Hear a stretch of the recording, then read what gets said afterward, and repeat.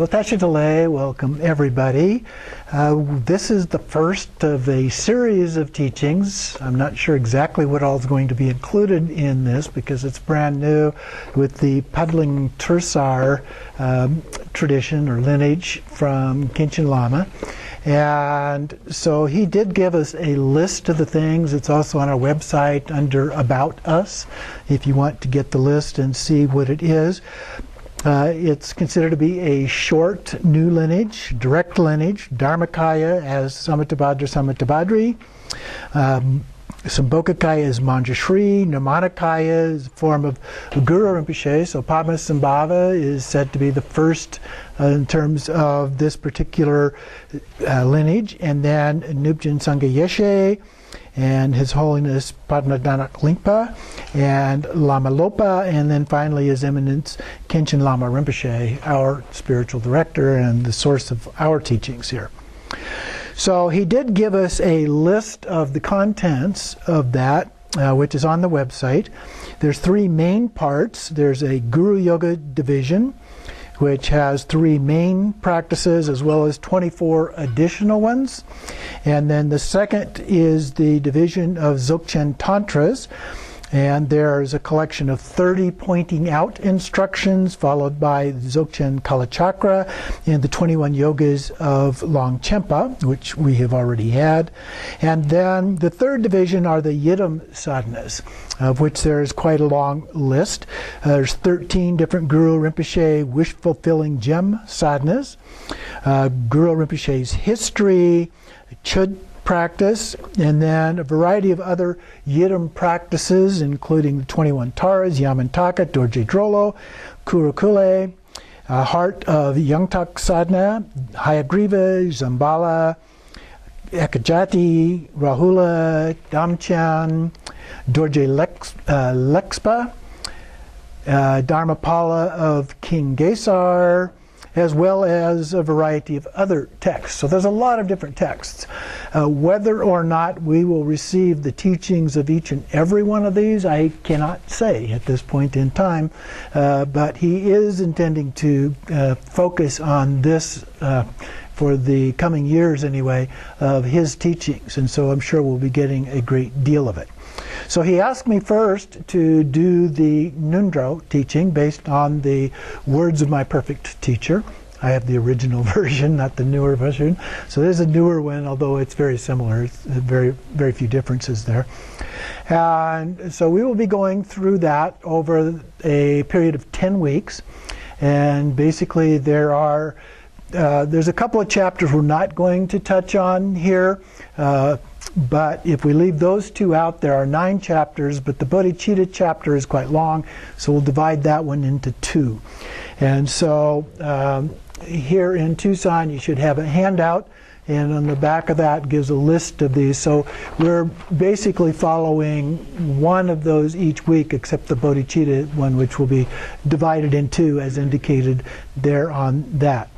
So the words of my perfect teacher, if you want a text to go by, and we won't be going into all the detail of this, of course, but this would be the book, or the newer version of the book, to use for that purpose. Some people who want to dig a little bit deeper might be interested in this book, A Guide to the Words of My Perfect Teacher. And so it has some good comments on Amazon in terms of being complementary to the words of my perfect teacher. And I haven't read the whole thing, I've read most of it. And so it does have some additional information. Won't be necessary for this class, but if it's something that you want to dig into, like I said, then you might want to do that. Another one that I thought I would just share with you, because this book is by Patrol Rinpoche, a very well-known Nyingma master and Dzogchen master. And there is a book called Enlightened Vagabond, which is a biography of him, and quite interesting, very interesting character.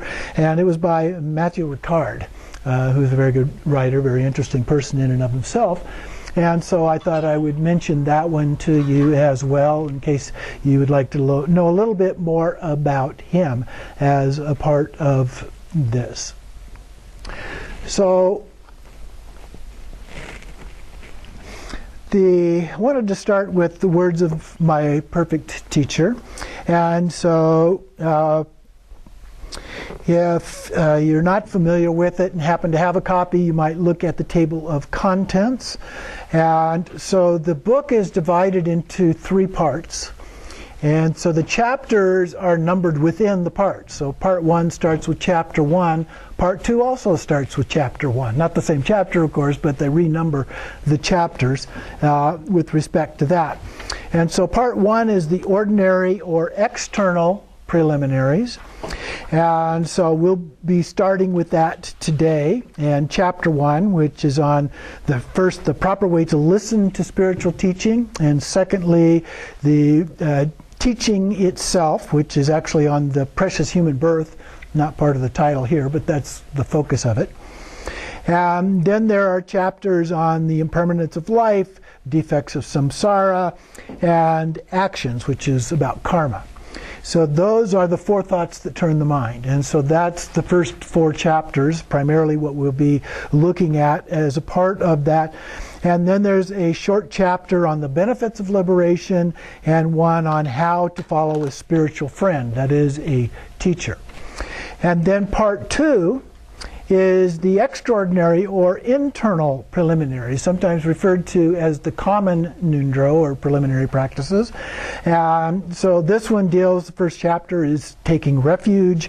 The second one is arousing bodhicitta. This is the one we'll do in 2 parts. We'll do parts 1 and 2, which is the 4 boundless qualities or 4 immeasurables, and the arousing bodhicitta. And that will do that as one part, and then the third part, training the bodhicitta precepts. So that one goes through the 6 perfections or paramitas, and so we'll be going through that. Chapter 3 then is on the Vajrasattva purification practice. Chapter 4 is on the offering mandala. And chapter 5 is one that we're going to skip over, which is on chud practice, but it doesn't go into much detail about that. And then chapter 6 will be the last one that we'll do, which is on Guru Yoga, which is one of the most important, particularly in this lineage, it's one of the most important of all of the practices. So that gives you an overview of what we will be doing with this course. The last chapter in the book, in part 3, is actually on transference, the transference of consciousness, or POA practice, which usually is taught as a part of the 6 yogas of Naropa, or the completion stage practices. Here it's included as a preliminary practice. So for that reason, we're not going to be doing that one as a part of this this particular course on those Ngondro practices.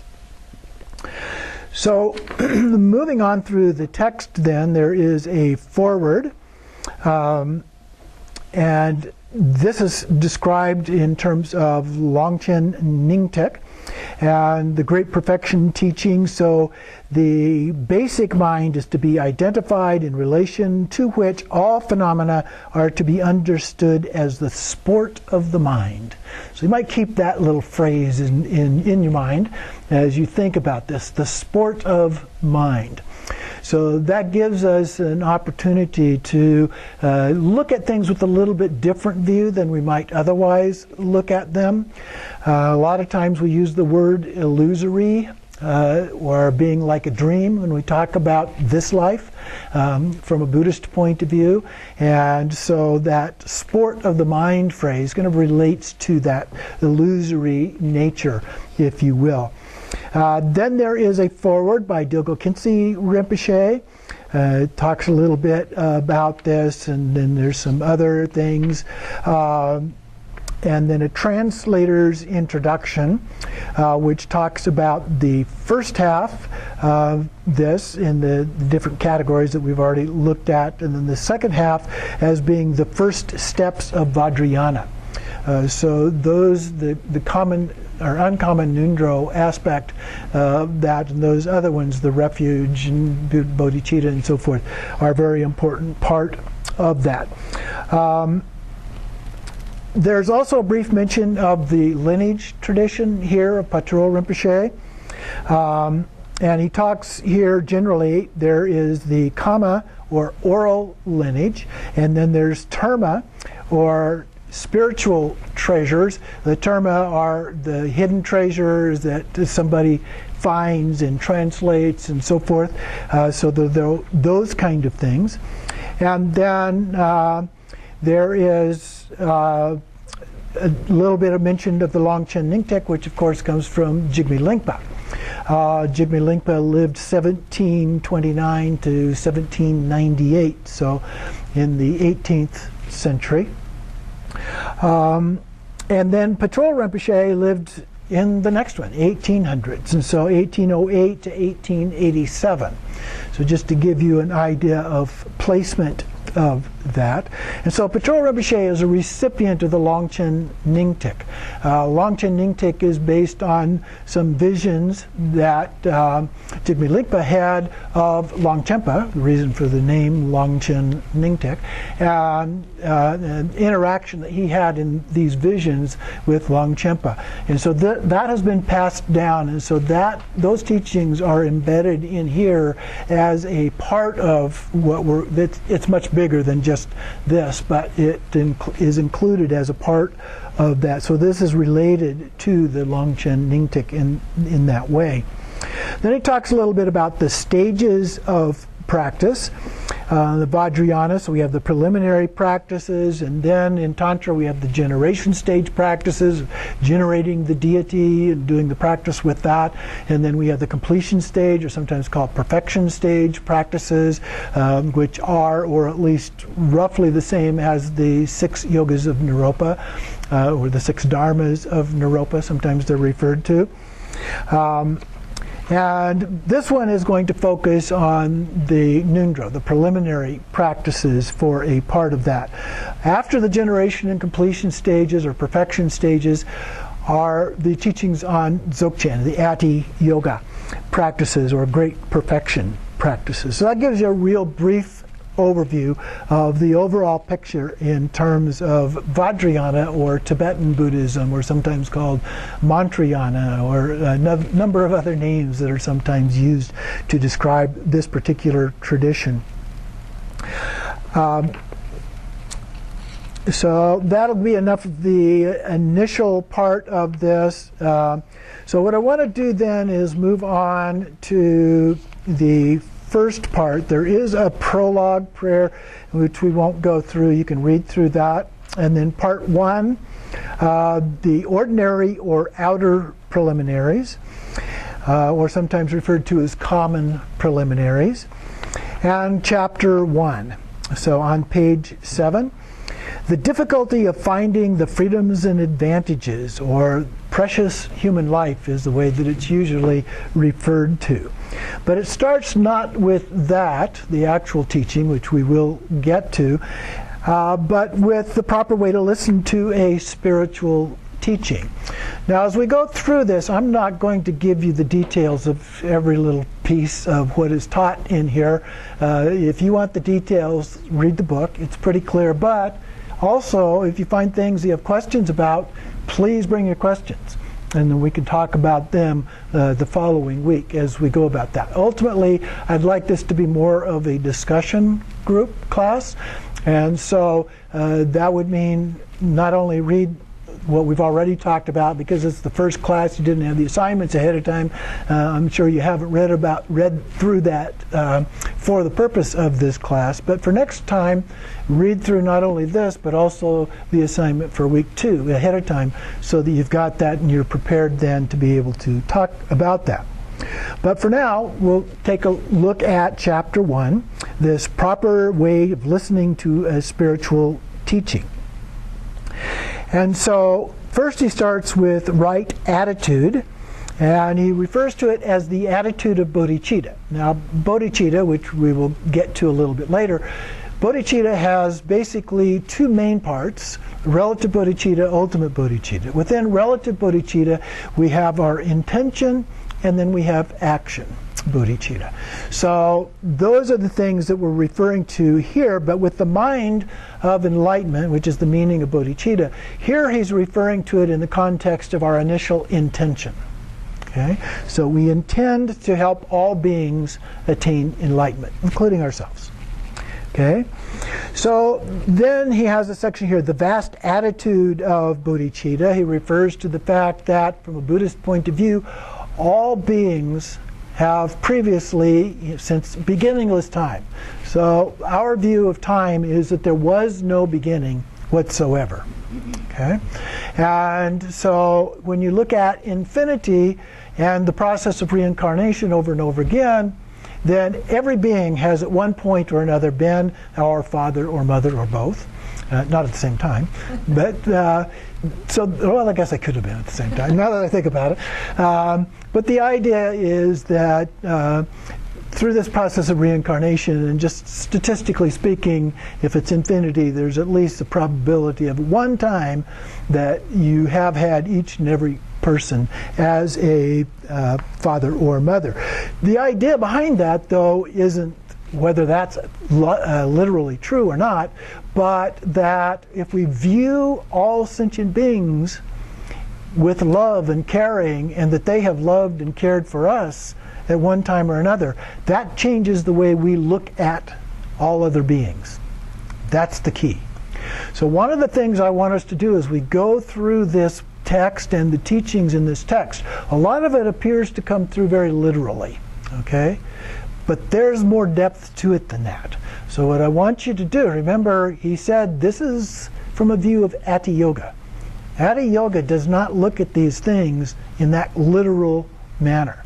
It looks at them in terms of symbolism. It looks at them in terms of key principles of the Buddhist tradition. So that's what I'd like you to do as we go through this, is dig a little bit deeper and try to figure out, sometimes it's obvious, he says it, but other times it's not so obvious, and you have to think about it and say, what is he really getting at here? What is the idea behind what is being said? And when we do that, we should get a lot more out of it than just, what? Okay? So the idea then is that we want to be happy. We have parents, we respect all of our parents, but all beings want to be happy. That's one of the fundamental principles of the Buddhist view. All beings want to be happy, and they don't want suffering. They don't want to suffer. Okay? And so as a part of that, he refers to the 10 virtuous actions that we can do and 10 non-virtuous actions that we should avoid. And you can look, there's lots of different sources. You can look, Innate Happiness has them listed in here. And so other books, or you can go online, you can get them and so forth as a part of that.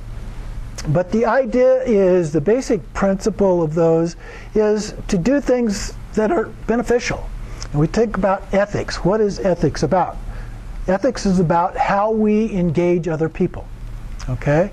So for example, the first one of these precepts is do not lie, the non-virtuous kind. And the virtuous ones tell the truth. So, the first one is kill, do not kill. And so, respecting life, promoting life, saving life, those kind of things is the positive side. So what we want to do here is engage in those kinds of actions as in our daily lives as we go about that in various ways. We want to literally benefit all beings. There's on page 8 here, the second paragraph at the top in my version says, tell yourself it is for their well-being that I am going to listen to the profound Dharma and put it into practice. So Dharma is literally about ethics, about how we do things to benefit other beings. Okay? And so that's a very important part of this. And then he goes through, talks about the three aspects of this, arousing our intention, taking action, and then the ultimate one, I didn't really mention that one before, is the wisdom aspect, the ultimate bodhicitta. So those are the three parts of this. So he then talks about, at the bottom of page 8 here, the vast skill in means, the unique attitude of the secret mantrayana. And so here what he's talking about is Vajrayana, the Tibetan Buddhist view of things. And on the next paragraph, Starting below the second quote, indented quote there, he says, "Do not consider the place where the Dharma is being taught, the teacher, the teachings, and so on, as ordinary and impure." So one of the keys to Vajrayana approach to Buddhism is that we look at it and consider it as being pure. Okay? That's not always easy for us to do. You know, we're watching news on TV and we're criticizing the people for having done this, having done that, having done something else, or we see somebody doing things and we're often critical of those things as well. The attitude of Vajrayana is to transcend that, to be able to look at the good aspects, the good qualities of all of those things. So he talks here about something called the 5 perfections. These are not 5 of the 6 perfections that we often talk about, the 6 paramitas, but a separate list of 5. So they are the perfect place, the perfect teacher, the perfect assembly, and then the perfect teaching and the perfect time. And he goes through a list here of several ways to look at the first 3 of those, just as an example. The perfect place is the absolute expanse, called Akanishta, the unexcelled. It's a Buddha field. The perfect teacher is Samittabhadra, the Dharmakaya, this Tanka over here. And then the perfect assembly consists of the Bodhisattvas and the deities. Okay, so you can see the idea behind this. And so when we look at those things and we understand them in that way, it changes our worldview. And so that's the idea. We want a very transcendent form of understanding of that. And then in the teaching, he talks about that of the great vehicle, which is Vajrayana. And then time is the wheel of eternity, time beyond time. Okay? In Dzogchen, we look at time being beyond the 3 times, which is past, present, future. Okay? This is a time completely beyond all of that, transcendent version of time or outlook about time.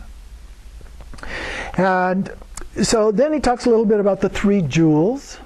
The 3 jewels can be viewed also in a number of different ways here. For example, say the 3 jewels are the Buddha, Dharma, Sangha. Okay? But we can look at the teacher from that view as well. And so the teacher, his body is the Sangha, his speech is the Dharma, and his mind is the Buddha. Okay? And the 3 roots. The 3 roots relate to the Guru, Yidam, and Dakini. And so those could relate to the 3 kayas. Body is the Nirmanakaya, the speech, Sambhogakaya, the mind, Dharmakaya. And if you don't understand those terms, we'll get into that. You can ask questions about that a little bit later on.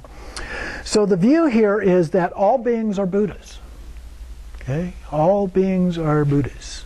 Even the bad guys, even our enemies. Okay? They're actually all Buddhas. And so that changes the way we view them. It changes the way we respond and interact with them as well. The second section here is on conduct, our actions. And first, what to avoid. Now, this list of what to avoid is not related to the 10 that we were talking about a little bit ago, but there are several different examples that he talks about. The first one is the 3 defects of a pot. And you may have heard of this. A lot of times teachers will include some discussion about this at the beginning of a teaching, for example.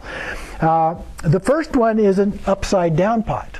So if you take the pot, let's imagine this little bell is actually the pot, and you turn it upside down, you're inside that, what teachings are you going to get? Okay? You're hiding underneath the pot, away from it. You're distracted by other kind of things. The second one is a pot with a hole in it. So this doesn't have one, but imagine there's a hole in the center, the bottom there. And you try to fill up the pot, what happens to it? Drains through, goes away. So we don't remember. Okay, we receive the teachings, it just goes away. The third pot is one containing poison. Ooh. Okay, hopefully it doesn't have any poison in it. And so the idea there, you fill it up with the water, it's you listen, but with the wrong attitude. Okay, it's a poison. It's poisoning your understanding of what is being taught. So you need to be open to what is being said as a part of the teaching. So those are all metaphors, but they give us some things to think about, consider when we're receiving the teachings.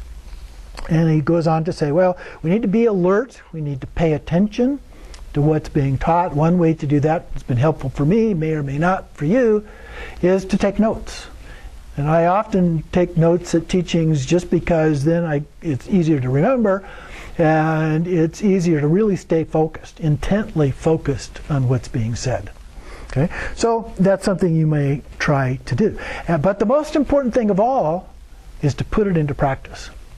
Okay, when we do our practice in terms of learning Buddhism, and we do our practice, which usually means meditation, but not always, that's a very important part of what we do. But the most important part is applying it in the rest of our life. Okay, so it's like maybe we want to become a basketball star. You don't become a basketball star by just putting on the uniform and going out on the court. You have to practice, a lot of practice to get good at the sport. And a lot of playing games, even unofficial type games and so forth, to really get good at it. The same thing is true here. It takes a lot of practice, patience and persistence in order for that to happen. Otherwise, you know a lot about Buddhism, but you don't do Buddhism. Okay? So the practice helps us to prepare, but it's the actual doing. I refer to it as the embodiment. Okay? We need to really embody the precepts. We need to embody the principles of Buddhism in our everyday life as we go about that. The next list that he has here is the 6 stains. Some other potential problems here. They are, and this is on page 12 here in the middle of the page, just below the middle of the page, pride, lack of faith, lack of effort, outward distraction, inward tension, and discouragement. Okay, 6 other topics that can become problematic as a part of that. So he says to renounce pride and take a low position. Okay, now it doesn't necessarily mean literally take a low position, but you need to respect whoever it is that is doing the teachings as a part of that. Now sometimes it's actually done that way. You know, I'm sitting on this platform up above you guys right now in a fairly literal way, but that doesn't mean that I'm better than you are. Okay, we're all Buddhas. Okay, and so, but we look at it with respect. We respect whoever it is that is teaching. The second one has to do with no faith. And when we do that, the Dharma becomes blocked. It does require some faith. Now, in Buddhism, we don't believe in blind faith, but we do believe in having some degree of faith. If you don't have at least some faith, you're not going to do it. Okay? So you have to have at least some trust in what you're being taught and try it out. You know, the Buddha didn't say we have to believe everything that's being taught, but we do have to try it out. And he used an example of a goldsmith. When somebody brings a gold nugget to sell to the goldsmith, he wants to test it before he pays for it. And so he goes through a process of rubbing it and burning it and scratching it or whatever, and to figure out how good is this gold before he decides how much it's worth to pay the person who brought it to him. Well, we need to do the same thing according to the Buddha. We need to test it out, try it out. Give it a good full month of your time and effort and see how that's working for you. And usually by then we will find benefits of it. We may from time to time find something that doesn't seem to be that beneficial, and we can let go of that and take up something else. There's lots of different parts. It's said that the Buddha taught 84,000 different ways. And so there are lots of other approaches. Doesn't mean you have to give up Buddhism altogether. You can find other aspects of that. There's a reference in here, we're talking about faith, to several different types of faith. He talks about vivid faith, inspired by Buddhas and great teachers. Eager faith, to be free of suffering and liberation. Confident faith, to total trust. And then the last one is irreversible embodiment. It's in a reference, number 11, at the end of the book. And then in the middle of the page, he says the next thing we need to do is listen. And so that takes effort. If we don't put the effort in, pretty soon our mind's wandering off this way, that way, somewhere else. And so we need to pay attention in order to, and that takes some effort. The fourth one is the tendency to get engrossed in objects of the six senses. We get distracted by what we see, hear, smell, taste, touch, and also thoughts. Okay? So we have to be careful. So being attentive also refers to the six senses. And then in addition to that, there are various outward distractions that are mentioned here. So those are the outward ones, the senses. The next one is inward tension, which is being too tense. Or too relaxed. And here he uses the story of the Buddha talking to the individual who used to be a veena player, like a guitar kind of instrument. And he said to the person, "Didn't you used to play the veena?" And he said, "Yeah." And he said, "Well, what happened when you made it too tight?" "Well, it wasn't in tune." "What happens when it's too loose?" "It's not in tune." And so you have to get it just right. And the same thing is true about practice. You need to be relaxed, but not too relaxed. Okay? You need a little bit of tension, but not too much. Okay? So kind of the middle way, use another Buddhist phrase. So somewhere in between, getting close to that. So you're alert, you're aware of what's being said, what's going on, you're paying attention to that. You're not getting distracted by other things going on, other things that are, somebody is whispering over here, or other kind of things happening around you, and just staying focused on the teachings. And then the last one that he talked about is becoming discouraged. So don't be discouraged. Keep that faith, keep that effort involved in that. Then he goes through 5 wrong ways of remembering. He says avoid remembering the words, but forgetting the meaning. Avoid or remembering the meaning but not the words. Avoid remembering both with no understanding, remembering them out of order, or remembering them incorrectly. There's another list that's actually somewhat similar to that I like to use, called the 4 reliances. And so it says to rely on the meaning, not the words, and then rely on the, if I can remember these now, rely on, oh, that was the second one there. Yeah, the first one was to rely on the words, not the teacher, then rely on the meaning of the words, not the words themselves, and then the third one has to do with the relative meaning. Don't rely on the relative meaning, but the ultimate meaning, and then don't rely on ordinary knowledge, but on transcendent wisdom. Okay? It's a very good list of things to keep in mind when you're studying and practicing Dharma. So what we're really trying to get to is that level of focus on that ultimate, which is the supposed view being used for this book. So I wanted to just point that out to you. And then he also talks about what to do related to conduct. And here he gives 4 metaphors. He says, "Noble one, you should think of yourself as someone who is sick, of the Dharma as the remedy, as a spiritual friend, as a skillful doctor, and the diligent practice as the way to recovery." There's another metaphor that is sometimes used very similar to that for the 4 Noble Truths.